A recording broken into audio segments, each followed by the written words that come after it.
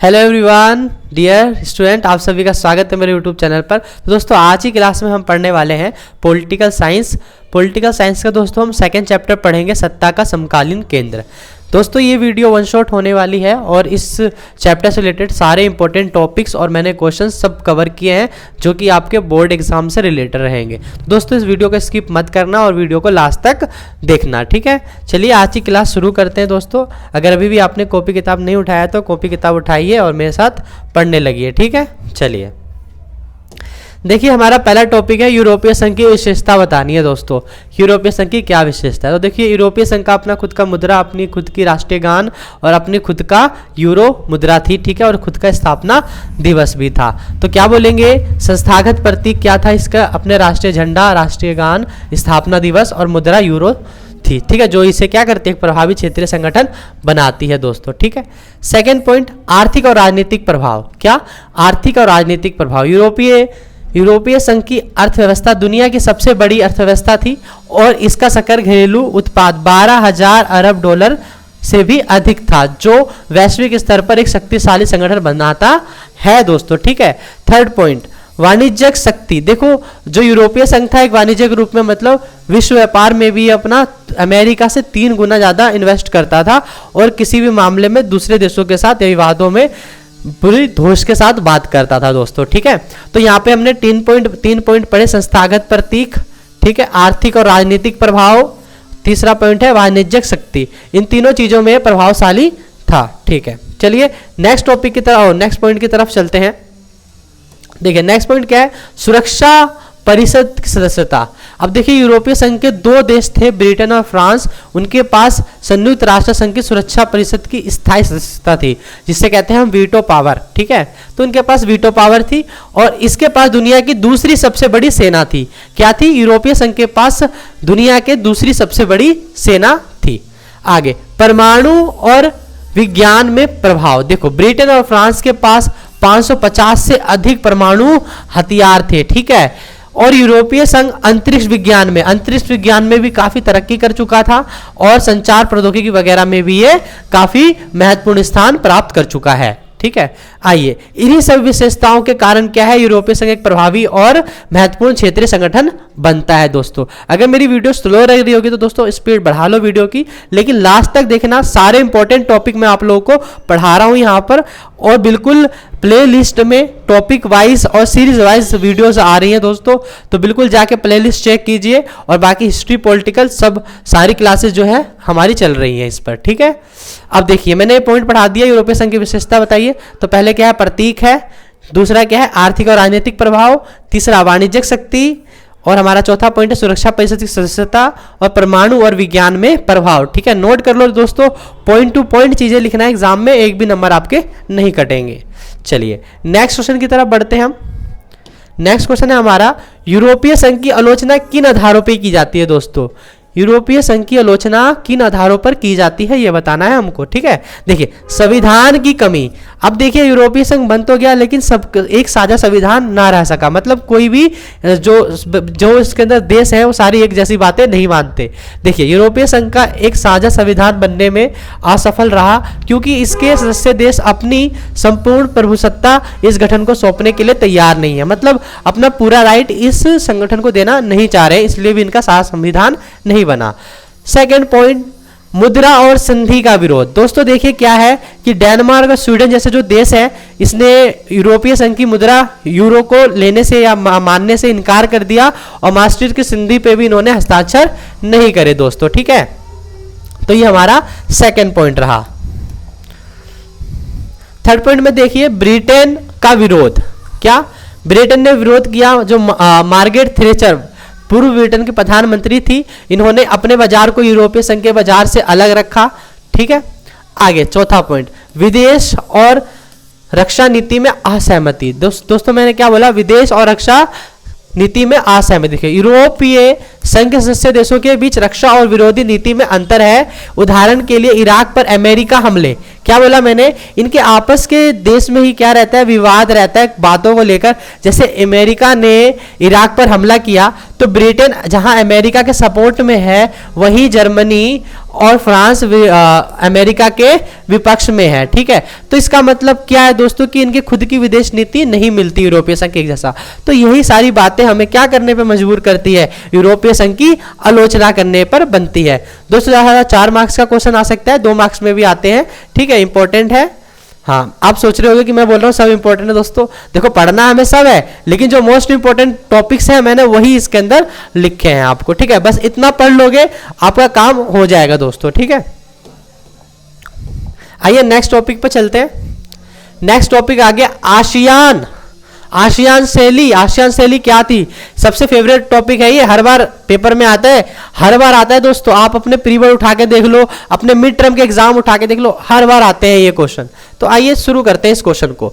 ASEAN, तो ASEAN दोस्तों क्या था हमें बताना है। आसियान एक पूर्वी दक्षिण पूर्वी राष्ट्रों का संगठन है जिसकी स्थापना 8 अगस्त 1967 को हुई।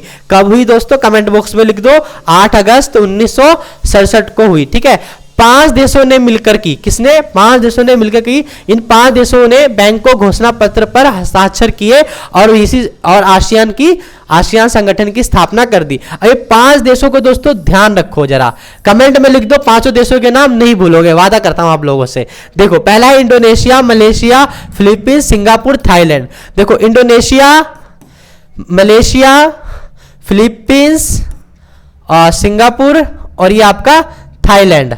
ठीक है, तो IMFST, Indonesia, Malaysia, Philippines, Singapore, Thailand दोस्तों। ठीक है, ऐसे याद कर लो, IMFST। ठीक है ना, IMF तो याद है, इंटरनेशनल मॉनेटरी फंड, तो ST लगा दो। ठीक है, सोशल स्टडी। ठीक है, तो IMFST तो बना दो आप, Indonesia, Malaysia, Philippines, Singapore, Thailand. ठीक है दोस्तों, बहुत बढ़िया। लिख दो जरा ये कोड वर्ड लिख दो, IMFST लिख दो जरा कमेंट में। ठीक है, आइए, इन 5 देशों को आसियान का संस्थापक सदस्य माना जाता है। बाद में इन संघ में Brunei, Cambodia, Myanmar, Laos, Vietnam, ये 5 देश और दोस्तों क्या हो गए इसके अंदर, बाद में जुड़ गए, जिससे आसियान के सदस्य देशों की संख्या कितनी हो गई, 10 हो गई। 5 से बढ़कर कितनी हो गई, 10 हो गई। और आसियान का मुख्य उद्देश्य क्या था, आर्थिक, सामाजिक, सांस्कृतिक विकास को बढ़ावा देना। तो दोस्तों यही था हमारा आसियान। ठीक है, जरा सब लिख देंगे एक बार, IMFST कमेंट बॉक्स में लिख देंगे दोस्तों, फटाफट चेक करता हूं कौन कौन मेरी वीडियो देखता है, कौन कौन लिखता है, कमेंट करता है। चलिए लिखिए, आ जाइए नेक्स्ट टॉपिक पे आ जाइए।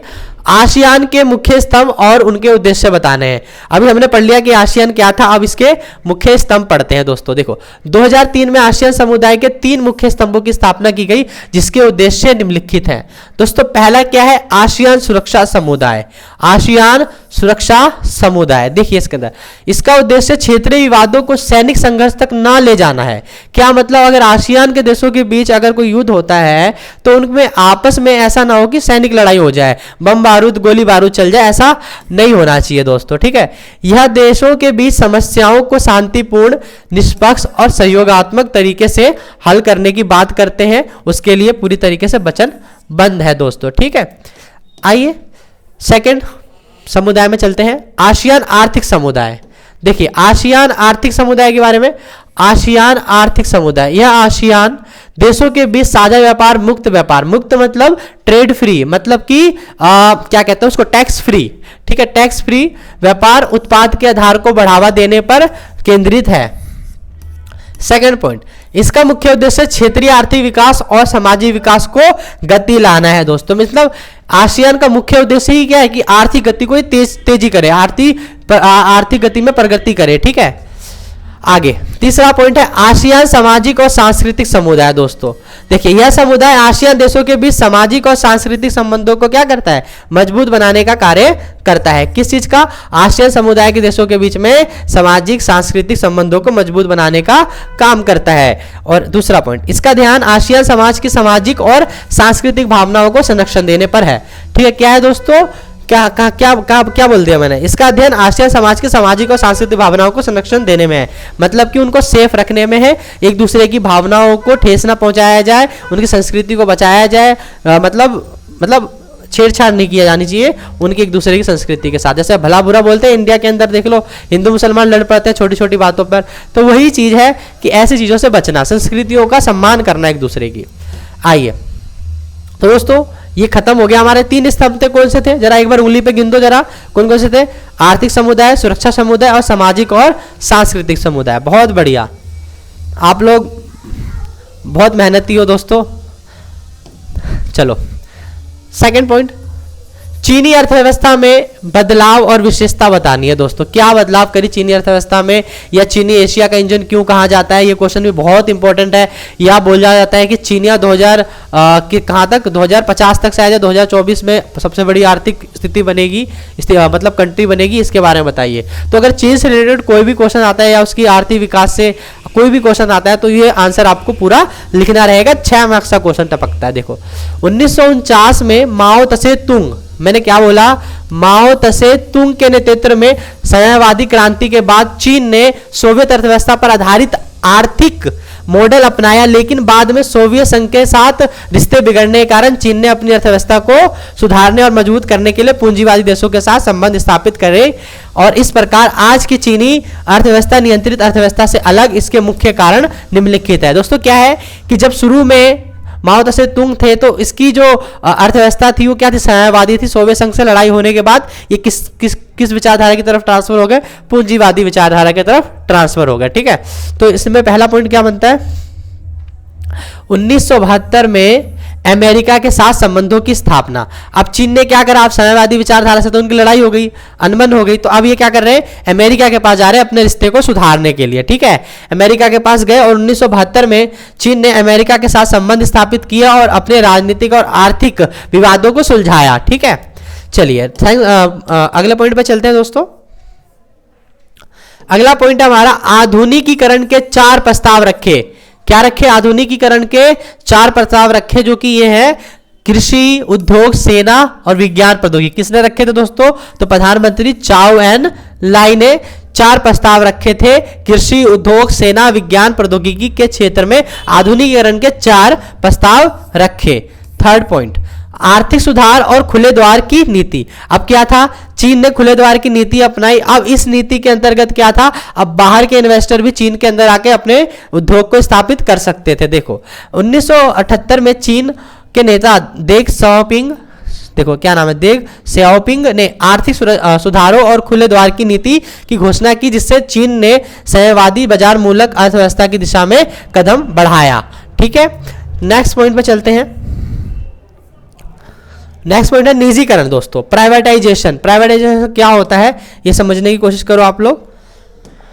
देखिए निजीकरण मतलब प्राइवेटाइजेशन जब 1982 और 1998 में हुआ। 1982 में चीन ने खेती का निजीकरण किया। क्या किया, खेती का निजीकरण कर दिया, और 1998 में उद्योगों का भी निजीकरण शुरू किया। इसके बाद विदेशी निवेशकों की चीन में उद्योग स्थापित करने की अनुमति दी गई। देखो सामूहिक खेती खत्म कर दी थी, अब वहां पे निजीकरण कर दिया गया था खेती का भी, और वहां पर 1998 में खुले द्वार की नीति अपनाई, जिससे अब बाहर के इन्वेस्टर भी चीन में आके अपना उद्योग स्थापित कर सकते थे। अगला पॉइंट है विशेष आर्थिक क्षेत्र, स्पेशल इकोनॉमिक जोन, सेज जिसे हम कहते हैं दोस्तों। ठीक है, सेज के बारे में बात करते हैं। चीन ने विशेष आर्थिक क्षेत्रों का निर्माण किया, जिससे विदेशी व्यापार में वृद्धि हुई और चीन ने विदेशी निवेश का एक बड़ा भंडार जमा किया। छठा पॉइंट विश्व व्यापार संगठन। अब 2001 में चीन ने क्या करा, विश्व व्यापार संगठन के साथ अपने हाथ मिला लिए। 2001 में विश्व व्यापार संगठन WTO से जुड़कर अपनी अर्थव्यवस्था को वैश्विक स्तर पर खोलने की दिशा में एक महत्वपूर्ण कदम उठाया। किसने दोस्तों उठाया कदम, चीन ने उठाया। दोस्तों मैंने आपको ये 6 मार्क्स का क्वेश्चन बताया, वेरी वेरी इंपॉर्टेंट बताया। टिक लगाओ दोस्तों इसको ऊपर अभी, और इसको नोट करो। ठीक है, वीडियो पॉज करके लिखो, लेकिन लिख लो, इंपॉर्टेंट क्वेश्चन है। ठीक है, आइए नेक्स्ट टॉपिक पर चलते हैं हम अपने। नेक्स्ट टॉपिक है आर्थिक उत्थान और भविष्य में चीन की स्थिति।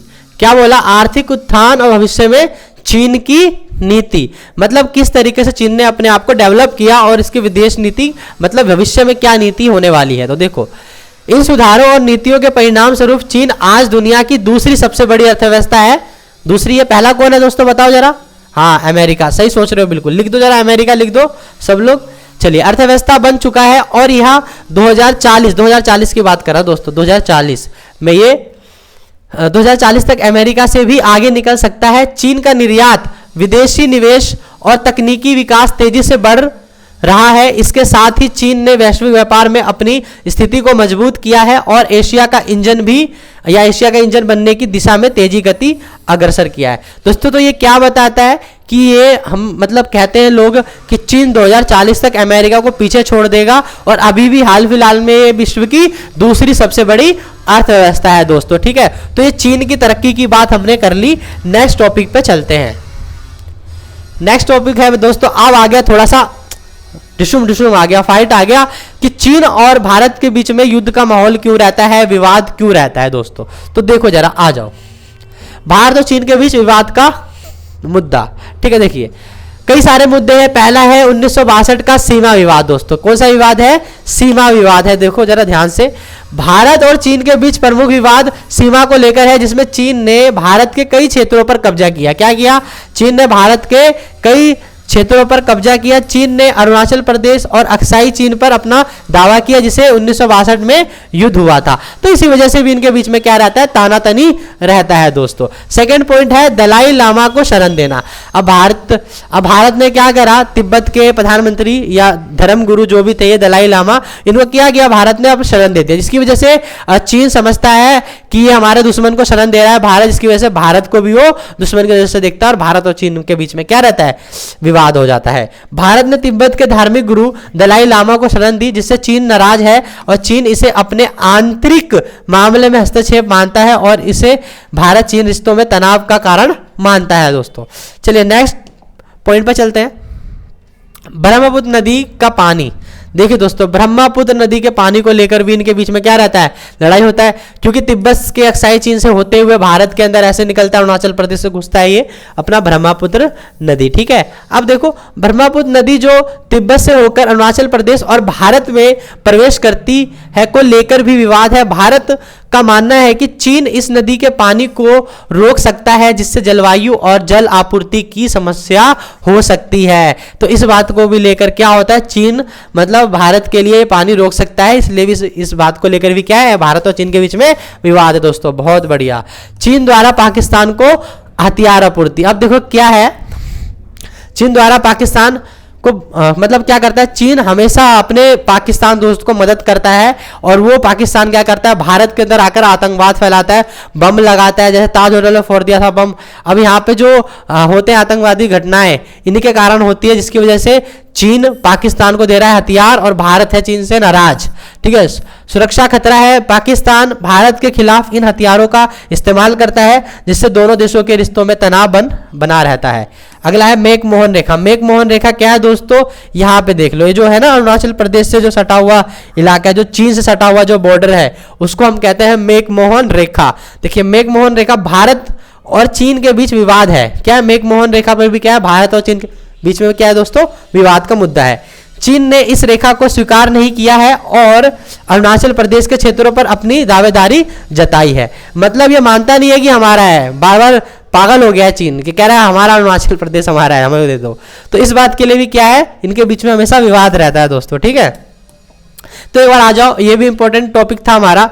तो देखिए भारत और चीन के बीच में किन विवादों को लेकर मतलब रहता है विवाद, मुद्दों को लेकर? 1962 का सीमा विवाद, दलाई लामा को शरण देना, ठीक है, ब्रह्मपुत्र नदी का पानी, चीन द्वारा पाकिस्तान को हथियार आपूर्ति कराना, मेक मोहन रेखा, ये सारे पॉइंट जो है इंपॉर्टेंट थे। आइए नेक्स्ट टॉपिक पे चलते हैं। हमारा नेक्स्ट टॉपिक है दोस्तों चीन और भारत की उभरती अर्थव्यवस्था में मौजूदा ध्रुवीय या एक ध्रुवीय विश्व व्यवस्था को चुनौती दे सकने की ताकत है। इसका मतलब साफ सीधी बात क्यों नहीं बोल देते हुए, क्वेश्चन इतना घुमा के क्यों दिया हुआ है? ये बोलना चाह रहा है क्या भारत और चीन जैसी ताकत अमेरिका को टक्कर दे सकती है आने वाले टाइम में? तो बिल्कुल दे सकती है भाई, क्योंकि देखो अमेरिका देखो आज की समय की तीसरी सबसे बड़ी सेना व्यवस्था है अमेरिका मतलब भारत की। तो देखो कहीं ना कहीं तो बात है ना। और पांचवी क्या है? इकोनॉमिक मामले में पांचवें स्थान पे है ना जीडीपी में। तो आइए, तो हम कहेंगे हाँ, चीन और भारत की उभरती अर्थव्यवस्थाओं में मौजूदा एक ध्रुवीय विश्व व्यवस्था को चुनौती दे सकने की क्षमता है। हाँ भाई, अमेरिका को दे सकते हैं हम टक्कर बिल्कुल दबा के। इन दोनों देशों की अर्थव्यवस्था तेजी से उभर रही है और भविष्य में यह अमेरिका को पीछे छोड़ सकते हैं। ठीक है, आइए किस बात से आ जाओ, पॉइंट टू पॉइंट पढ़ लेते हैं कि ऐसा क्यों हो सकता है, क्यों अमेरिका पीछे हो सकता है भारत और चीन जैसे हमारे देशों से। तो आइए देखिए, पहला क्या है, आर्थिक वृद्धि। पहला क्या पॉइंट है भाई, आर्थिक वृद्धि। भारत और चीन तेजी से बढ़ते बाजारों और सस्ते श्रम के कारण विदेशी निवेश के केंद्र बनते जा रहे हैं और इन देशों में विश्व की 35% जनसंख्या निवास करती है, जो अनेक आर्थिक विकास की गति देती है। और दूसरा है पॉइंट, युवाओं की संख्या। दोस्तों क्या है, हमारा भारत और चीन का यहाँ पे ज्यादातर यंग लोग रहते हैं। कौन रहते हैं, यंग, हमारे तुम्हारे जैसे यंग बिल्कुल देसी लोग रहते हैं यहाँ पर। ठीक है, तो युवाओं की संख्या, भारत और चीन दुनिया के सबसे बड़े युवा देशों में से हैं, जो इनके भविष्य के लिए क्या करते हैं दोस्तों, सकारात्मक संकेत है। क्योंकि देखो बूढ़े लोग तो आप कमाएंगे नहीं भाई, जॉब पे तो जाएंगे नहीं, कौन जाएगा, जवान लोग जाएंगे। जवान लोग प्रगति करेंगे, खोज करेंगे, विकास करेंगे। अब बूढ़े लोग क्या करें, जापान बूढ़ों का देश है, क्या प्रगति होगी। लेकिन फिर भी जापान आज समय बहुत आगे, तरक्की पे है वो भी। ठीक है भाई, तुम भी तरक्की करो यार, पढ़ लिख लो भाई, पढ़ा रहा हूँ, इतनी मेहनत कर रहा हूँ तुम्हारे लिए यार, बस तुम नहीं समझ रहे, बस समझ जाओ, आ जाओ। सेना और रक्षा। सेना और रक्षा क्या है भाई, सैन्य और रक्षा क्या है। देखो अब जहां बात कर ली हमने मतलब जवान लोग हैं, तो सेना भी तो है। तो देखो ध्यान से, दोनों देशों के पास आधुनिक परमाणु हथियार और बड़ी सेना ताकत है। क्या है, आधुनिक परमाणु हथियार कहते हैं। ठीक है, सेना ताकत है। चीन के पास उन्नत सेना उपकरण है, जबकि भारत के पास तीसरी सबसे बड़ी सेना है। मैंने पहले ही बताया आपको, बताया कि नहीं बताया, मैं कितना इंटेलिजेंट हूँ यार, तुम लोग समझते ही नहीं हो। वीडियो लाइक कर दो भाई इसी बात पे आप। देखो जबकि भारत के पास तीसरी सबसे बड़ी सेना है, जो इन देशों को वैश्विक ताकत बनाती है। और देखो अगला पॉइंट है पांचवा, प्रौद्योगिकी में वृद्धि। प्रौद्योगिकी में वृद्धि मतलब क्या, टेक्नोलॉजी में डेवलपमेंट बोलते हैं, टेक्नोलॉजी। देखिए भारत सॉफ्टवेयर निर्माण में एक प्रमुख शक्ति है, जबकि चीन विनिर्माण के क्षेत्र में अग्रणीय है। मतलब चीन क्या करता है, मैन्युफैक्चरिंग का काम बहुत तगड़े से करता है। देखते नहीं हो चाइनीज माल कितना सारा आता है, कहते चढ़ जाए तो 4 दिन, नहीं तो चांद तक। ठीक है, तो वही वाली बात है। अगला अंतरिक्ष और विज्ञान। देखो दोनों देश अपनी रक्षा और अंतरिक्ष विज्ञान में महत्वपूर्ण निवेश कर रहे हैं। भारत ने हाल में ही अंतरिक्ष परियोजनाओं में सफलता प्राप्त की है। तो इन सभी कारणों से क्या कह सकते हैं, चीन और भारत संयुक्त रूप से मौजूदा एक ध्रुवीय विश्व व्यवस्था को चुनौती देने की पूरी क्षमता रखता है। मतलब कि ताकत, मतलब अमेरिका ऐसे सुपर पावर को क्या है, पीछे करने की पूरी क्षमता रखता है। इसके कई सारे पॉइंट है जो कि हमने पढ़ लिए। यार ये कब खत्म होगी सर्दी मेरी। देखो भाई, तो यही है ना, दे सकता है, बिल्कुल दे सकता है टक्कर भाई। किसी में हम थोड़ी कम है भाई किसी से, बिल्कुल। आर्थिक वृद्धि, युवाओं की संख्या, और क्या है, सेना और रक्षा, प्रौद्योगिकी में वृद्धि, अंतरिक्ष और विज्ञान, ये सारी चीजों की बलबूते से क्या कर सकते हैं हम, अमेरिका को पीछे छोड़ सकते हैं। अमेरिका भाई देखो, एक ध्रुवीय मतलब क्या, अमेरिका, सीधा समझ लो ना। सीधा घुमा फिरा के इतना लंबा चौड़ा लिखते हैं यार, सीधा नहीं लिख सकते क्वेश्चन वाले। आपके पेपर में आता होगा, आप भी दिमाग घूम जाता होगा आपका, मेरे को मैं समझता हूँ भाई। मैं भी जब 12th में था तो हम भी कहते थे यार पढ़ा कुछ और है, क्वेश्चन कुछ और आ गया। अजीब बात है ना। तो भाई दोस्तों, तो सोचने की अपनी थोड़ी पावर बढ़ाओ। ठीक है, क्वेश्चन वही है, करना वही है आपको। आ जाओ नेक्स्ट टॉपिक पे चलते हैं। भौगोलिक निकटता का क्षेत्रीय संगठनों पर क्या प्रभाव पड़ता है। देखो मतलब जैसे कि आप मान लो भारत है, भारत के बगल में चीन है, पाकिस्तान है, ठीक है, तिब्बत है, बांग्लादेश है, श्रीलंका है। तो इनका क्या प्रभाव पड़ता है भौगोलिक क्षेत्र से आसपास के क्षेत्रों, मतलब क्षेत्रीय संगठनों से क्या प्रभाव पड़ता है। तो आओ समझते हैं इसको। देखिए भौगोलिक निकटता क्षेत्रीय संगठनों के गठन पर महत्वपूर्ण प्रभाव डालती है। इससे देशों के बीच सांस्कृतिक, भाषाई और भौगोलिक संबंध मजबूत होते हैं। दोस्तों आसपास के जो हमारे देश हैं उनसे हमसे क्या सीखने को मिलता है, उनकी संस्कृति, भाषा आधार पर क्या पड़ता है, उनके संबंध मजबूत होते हैं दोस्तों। ठीक है, आइए अगला पॉइंट क्या है, भावनात्मक जुड़ाव। अब एक दूसरे से क्या रहता है, भावनात्मक रूप से जुड़ जाते हैं। ठीक है, सेकंड पॉइंट, साझा समस्याओं का समाधान। अब जो क्षेत्रीय संगठन बनाते हैं, कहते हैं भाई अगर मान लो जैसे अभी श्रीलंका में या फिर बोल देंगे बांग्लादेश में जैसे तूफान आ रहा था, तो उस समय नरेंद्र मोदी हवाई जहाज से गए, लोगों को प्रोत्साहित किया। ठीक है, देखो क्षेत्रीय संगठन के माध्यम से देश साझा समस्याओं का समाधान आसानी से कर सकते हैं। व्यापार में सुविधा। अब दोस्तों इनमें व्यापार में भी सुविधा होती है। मान लो ऐसे सीमा पार करके जाना पड़ता है, हवाई जहाज हो गया चाहे वो पानी वाला जहाज हो गया, तो जो टैक्स फ्री व्यापार कर सकते हैं आराम से, कोई प्रॉब्लम नहीं होती है, सुविधाजनक कर सकते हैं, व्यापार सुविधा भी मिलती है। भौगोलिक निकटता व्यापार को सरल और सुविधाजनक बनाती है, जिससे अर्थव्यवस्था को मजबूती मिलती है। अगला पॉइंट है आसियान का उदाहरण। अब आसियान का उदाहरण ले लो, देखो 10 देश। अब दोस्तों इतने दूर तक आ गए, दोबारा आप बता दो, इस टाइम पे टाइम देख रहा हूं मैं, टाइम देख लो और एक बार कमेंट करके बता दो कि आसियान की स्थापना कब हुई थी। बता दो, मैं नहीं बताने वाला भाई, अब तुम बताओगे। आसियान का उदाहरण, आसियान देशों ने भौगोलिक निकटता का लाभ उठाकर अपनी अर्थव्यवस्था को सुदृढ़ किया। ठीक है, जैसे इस प्रकार भौगोलिक निकटता क्षेत्रीय संगठनों का एक गठन को प्रभावित करती है और सहयोगी या सहयोग बढ़ाती है दोस्तों। ठीक है, आइए नेक्स्ट टॉपिक पर चलते हैं। दोस्तों बस ये चैप्टर में जितने भी इंपॉर्टेंट क्वेश्चंस थे, टॉपिक्स थे, मैंने सभी को कवर कर दिया है आपके लिए। और दोस्तों वीडियो को लाइक शेयर सब्सक्राइब करना मत भूलना, अगर नए हो तो सब्सक्राइब करो। और दोस्तों इस चैनल को अपने दोस्तों तक शेयर कीजिए जो भी आपके 12th क्लास के बोर्ड में है। ठीक है, और दोस्तों कमेंट कीजिए, बताइए वीडियो कैसी लग रही है, और कुछ नया करने के लिए बताइए, कमेंट करके बताइए क्या और कर सकते हैं आपके लिए। ठीक है दोस्तों, आज की वीडियो के लिए इतना ही। रिवीजन करिए, पढ़ते रहिए। ठीक है, बिल्कुल भी हार मत मानिए, आप भी कर सकते हो। मैंने करना शुरू कर दिया, आप भी कर सकते हो 90+। ठीक है, बस जुड़े रहो।